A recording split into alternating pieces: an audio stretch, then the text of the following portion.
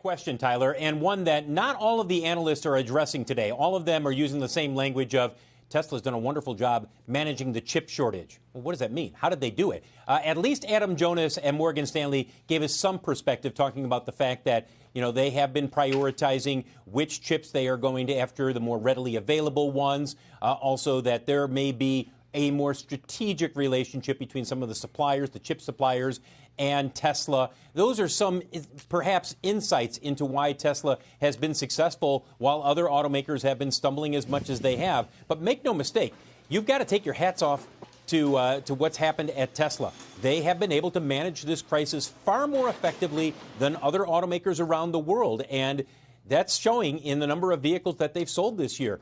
Tesla, those are worldwide deliveries, by the way, up 97%. For GM, that's just in the United States. But make no mistake, Tesla has been able to grow while other automakers, not just General Motors, but all automakers, have been struggling because of the chip shortage. And Phil, my understanding is that Tesla uses a newer chip architecture where they can sort of substitute chips more easily. They're the kind of chips a lot of manufacturers want to make, whereas a lot of the legacy automakers are using these older ones that are a smaller part of the supply chain.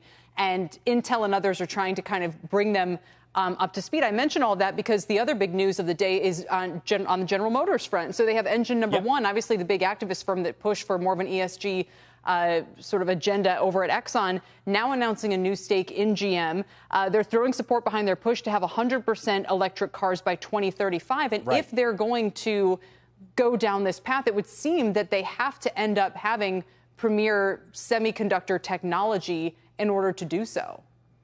Sure. Make no mistake that General Motors realizes what it has to do, not just with semiconductors, but in terms of electric vehicles. And the interesting thing here is that engine number one is not taking an activist role in its stake with General Motors. It's taking much more of a supportive role. They believe in what GM is planning, what Mary Barra has outlined for the future. And look, where General Motors is when it comes to electric and autonomous vehicles, pumping $35 billion into those platforms. It is going to be all electric by 2035. They've already announced 4 battery plants. There are going to be more here in the United States, and that's just in the United States. So there's a ton of potential there. And then when you talk about what might happen in terms of autonomous and electric together, look at their subsidiary Cruise, which is one step closer to offering autonomous rideshare in California.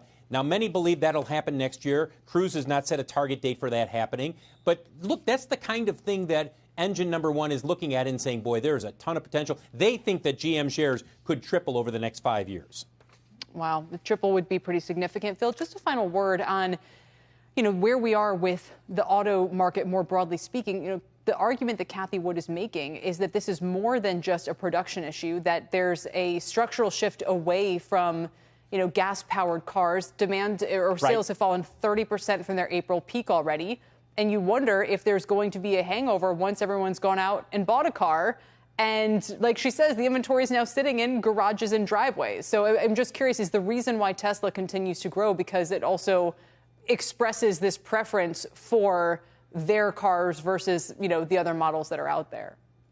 Well, look, there's no doubt that the world is going towards electric vehicles. The question is, how quickly will that happen? Right now, we're at about 3% of the total market being electric vehicles.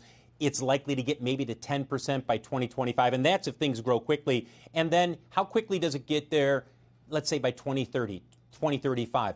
We are not going to see the end of internal combustion engine vehicles. That's just not going to happen. Look, there are 275 million vehicles out on the road. Those people, they drive those cars for a long, long time. I don't care how quickly EVs grow. You will see gas-powered vehicles in our lifetime. They'll still be on the road.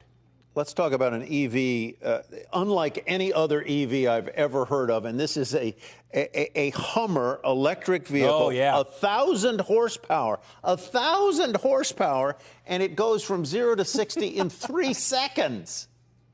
Tyler, I had a chance to drive it last week at the GM Proving Ground northwest of Detroit, and let me tell you something. This is unbelievable what the Hummer can do.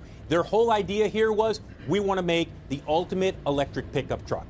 So it can handle anything, including extreme off-roading. And I went over more than a few trails where they said, drive over it. I don't care if you bottom out on boulders, do it. It has skid plates on the bottom. It can handle it. And I did the crab walk, where you can drive diagonally. It's a little funky when you try to do it the first couple of times, but you see the value of it. And here's the thing that I took away from this. Hats off to General Motors for finally building an electric vehicle that makes no apology for making it fun to drive. The Bolt and the Volt, yawners, complete yawners. This is on the Ultium battery pack, and I think people will drive it and they'll say, okay, I get it.